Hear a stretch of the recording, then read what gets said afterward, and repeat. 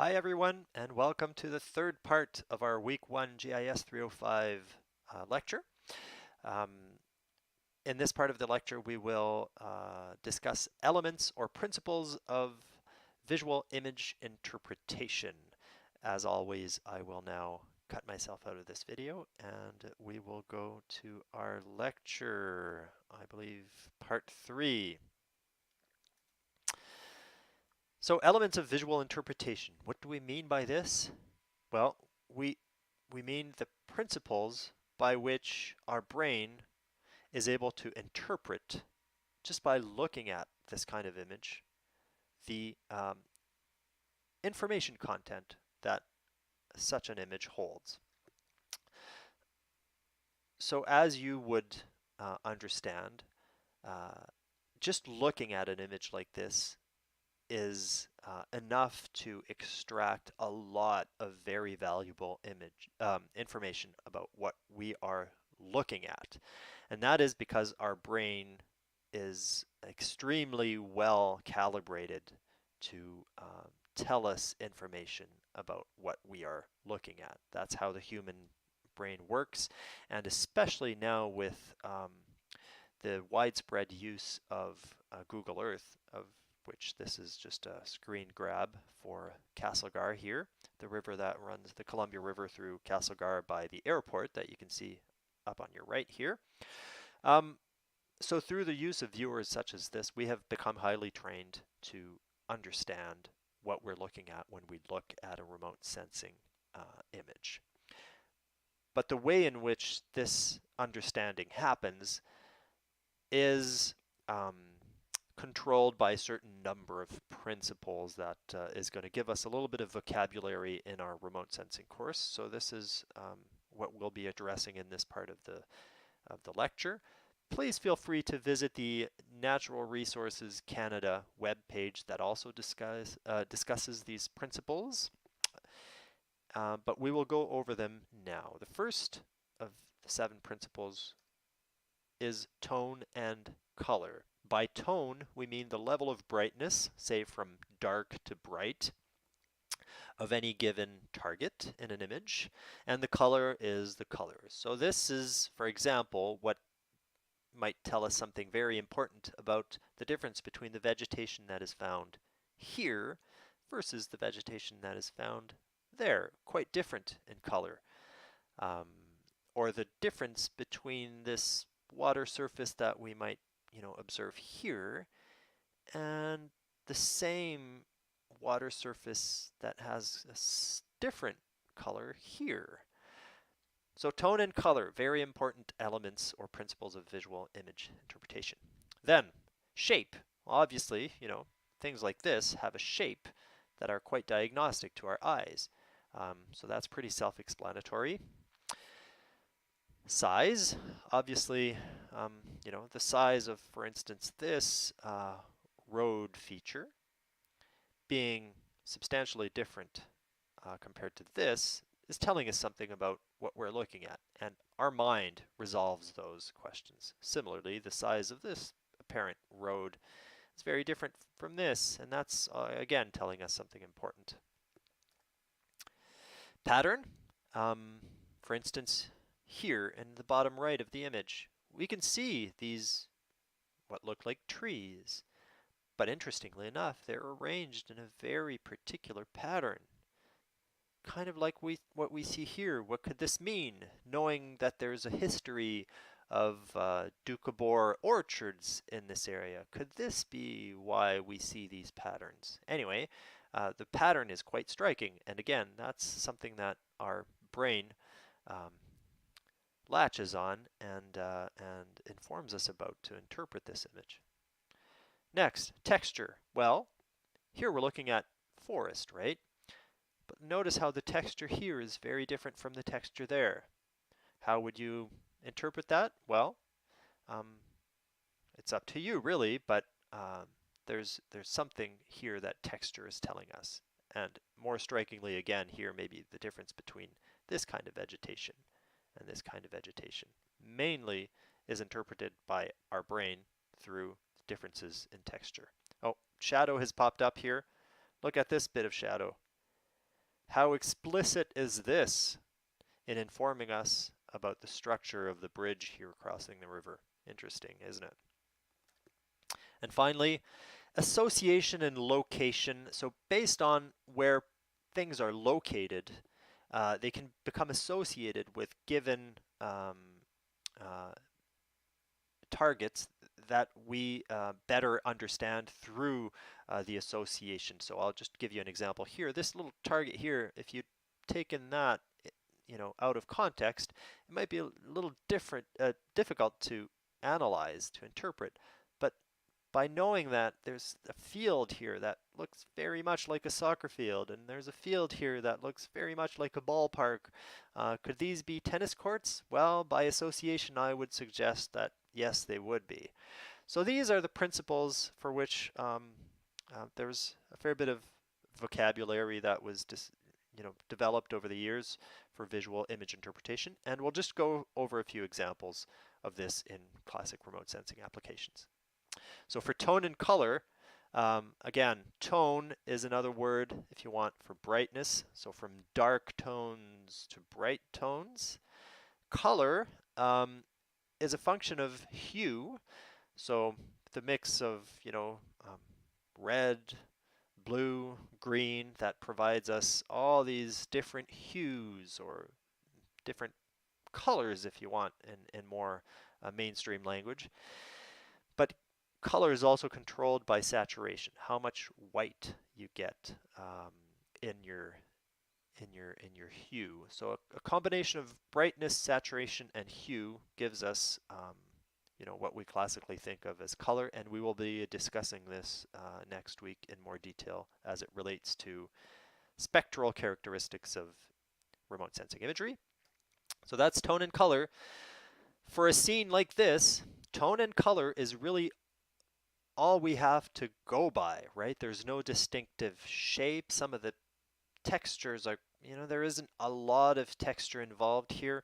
Really, what we're looking at is a scene in which there is a lot of variation in tone and color, and that's what allows us to mainly interpret what we're looking at here. And if you're wondering what we are looking at, we're looking at Mount Turner in Washington and its glaciers and snow slopes, and variations in tone are telling us a fair bit about relief here, these ridges and gullies. But really, all we can get from a scene like this are variations in tone and color.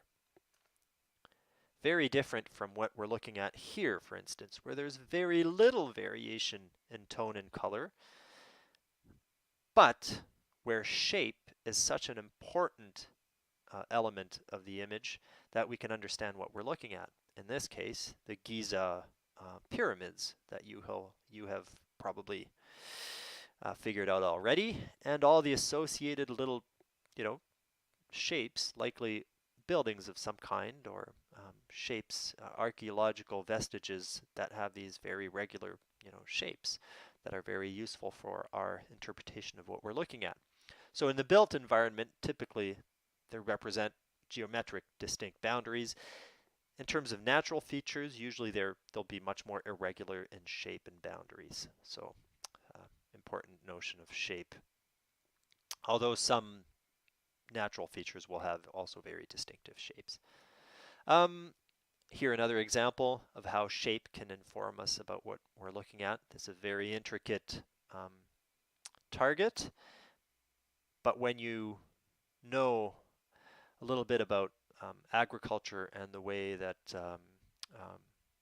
some fields are irrigated from a central point, you understand quite clearly what you're looking at here based on just these shapes. And finally, in built-up environments, shapes are a huge source of information for our image interpretation of what we're looking at. Size. Here again, in a built environment, well, size or the relative size is an important clue for many things. For instance, if we didn't have the relative size of these shapes versus these shapes, if we took this shape in isolation, we might think it's about the size of a house. But just because here we understand that we're looking at a residential area with houses, we understand that these buildings here are actually much bigger. Similarly, because of the relative size of, say, this vehicle as compared to the majority of vehicles on this road, uh, even though it has the same shape, its relative size is telling us that this vehicle here is a fair bit bigger than a typical car. So pretty self-explanatory, but size, huge element of visual image interpretation, especially relative size. Pattern. So there are a number of patterns, both in the natural and the built-up world. Um, what we mean by pattern is how objects are arranged relative to one another on the image. Um, certain objects have very distinct patterns, like plantations or the orchards we talked about earlier. Um, roads versus railways, or in this case, these cut block patterns. We harvest our forests in fairly predictable patterns, and for the trained forester, these become a very obvious sign of forestry operations. Texture.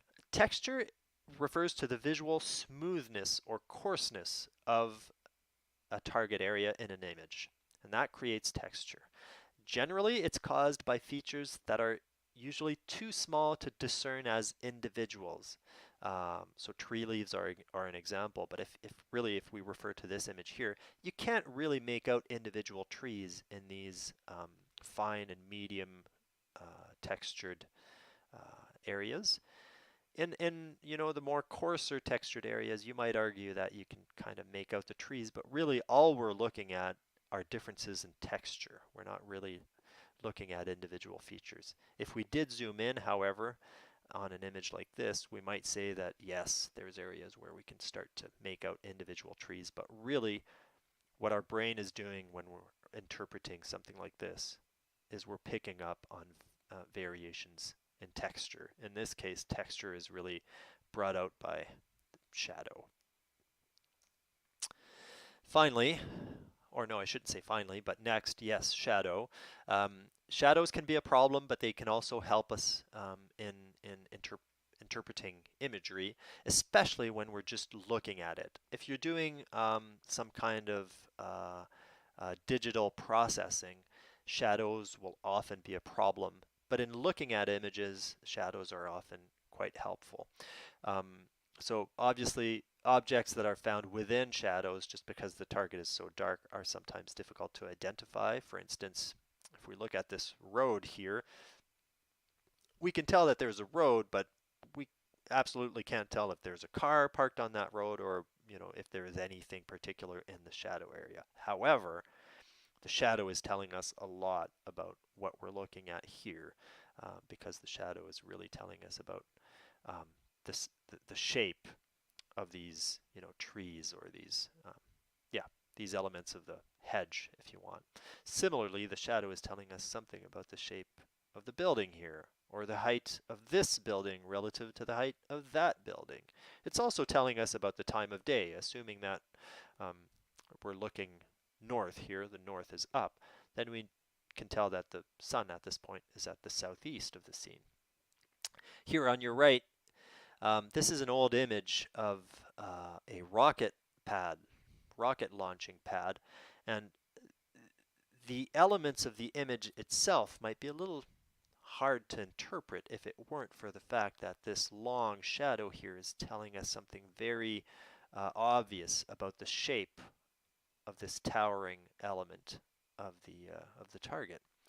So yeah, shadows will allow us to often interpret the profile or height of an object, making it, sorry, there's a typo here, easier to identify 3D objects. For instance, here, these targets here, this round, circle-shaped target is quite, similar to this target, right? Except that this one is projecting a very long shadow that is telling us something very useful about what we're looking at. Just an example.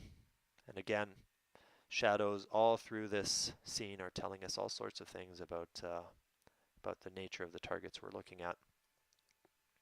Finally, location and association. So location, well, certain features occur in certain given locations. For example, certain tree species grow only in specific locations, and so if you know about the location of your target, that can help you identify what you're looking at. Then there's association, and that considers the placement of natural or cultural features relative to one another. Like, would a farm be located in the middle of an urban area? That kind of notion that we've already talked about a little bit in our first example is what we mean by association here. So for location and association, well, here there's an interesting combination of elements that we're looking at. What we are looking at here, if you don't know it already, is some kind of an industrial plant. And because you can tell that this is likely water and there's some of these objects that are floating on water, if you know that these are logs, then that helps you maybe understand that this might be a pulp mill. Um, and the other way around too, because if you know that this is a pulp mill, then maybe it's easier to understand that, well, what we're looking at here in the water are actually floating logs. So the association between these two very different features is really what helps us understand and confirm what we're looking at. Similarly, in an urban environment, like we were saying, these shapes are a little unusual, or this field has these little very faint outlines, and we probably wouldn't pick up on them if it weren't for the fact that the size of this field is very much similar to the size of the field that is obviously here in the middle of a track and field infrastructure. So this association makes the identification of a certain number of targets much easier. So that's location and association. However, we must, be aware of our own assumption and biases when we're interpreting imagery. Here you have a classic image from NASA, well, I submit the question: is this a face on Mars? Well, it looks like one, but is it one, or are we being tricked by our own brain to assume some anthropomorphic shape here? So things to remember: image interpretation. So it's been used for decades, even centuries now that we've had aerial photography for more than 100 years. It's a skill that can be greatly developed with practice. A lot of work is still done today through simple visual image interpretation in forestry and in a bunch of other fields. It is best learned through the experience of viewing hundreds of remotely sensed images according to the requirements of a specific field.